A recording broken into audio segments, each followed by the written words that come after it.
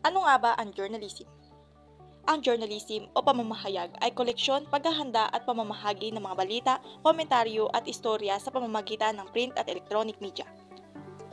Sa patuloy na pagbabago ng mundo, mahalaga na manatiling makatotohanan ang mga record ng ating history.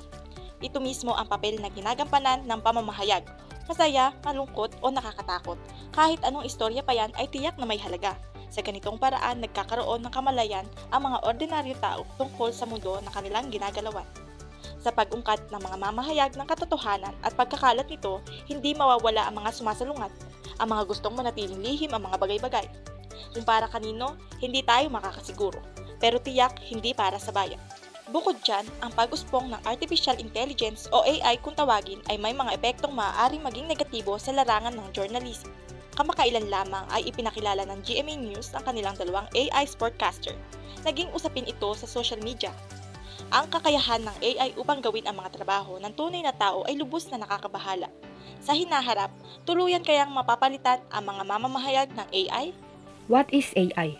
Itong teknolohiya na ito ay tumutulong ma-execute ng isang task sa mas maiksing oras kumpara sa manual na paggawa na kung saan ay mas makonsumo sa oras at pagod. Pero depende pa rin ito sa knowledge ng user in maximizing the tool. Ito ang tatlong popular na AI tools na ginagamit at konektado sa journalism: Killbot, Hootsuite, and SummarizeBot. Ang Killbot ay isang writing tool that suggests proper words to use.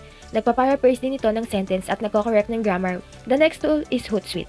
Nag-handle ito ng interface, nag-organize ng content, publishes posts, and even monitors trends that help algorithm for news. Lastly, SummarizedBot. Tumutulong ito upang mapadali ang pagkuha ng important details ng mga essay, narratives, or any document. Threats of AI to journalism. Kaakibat ng kasikatan ng AI ay ang mga threats naman para sa mga journalist. Sa mga individual na maaaring ma-impersonate o magaya. Ang mga videos, pictures, and audios ay madaling ma-edit or ma-manipulate.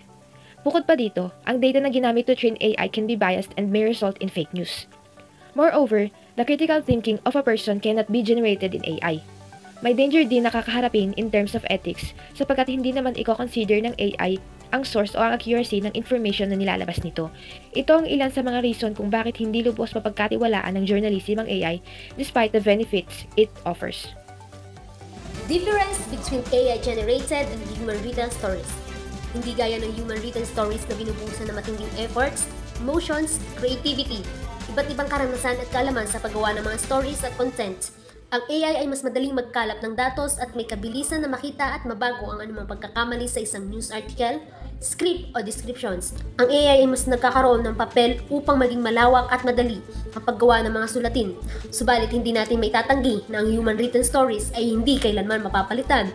Gayunpaman, kawili-wiling tingnan kung paano patuloy na magbabago ang paraan natin sa pagsulat.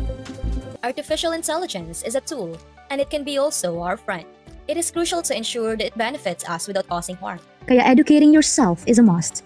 Unawain ang mga kakayahan at limitasyon ng AI at ang pag-secure ng privacy at data sa paggamit ng AI ay mahalaga. Think critically and opt for authenticity. Responsible AI usage is vital for several reasons, as it addresses ethical, social, and practical concerns.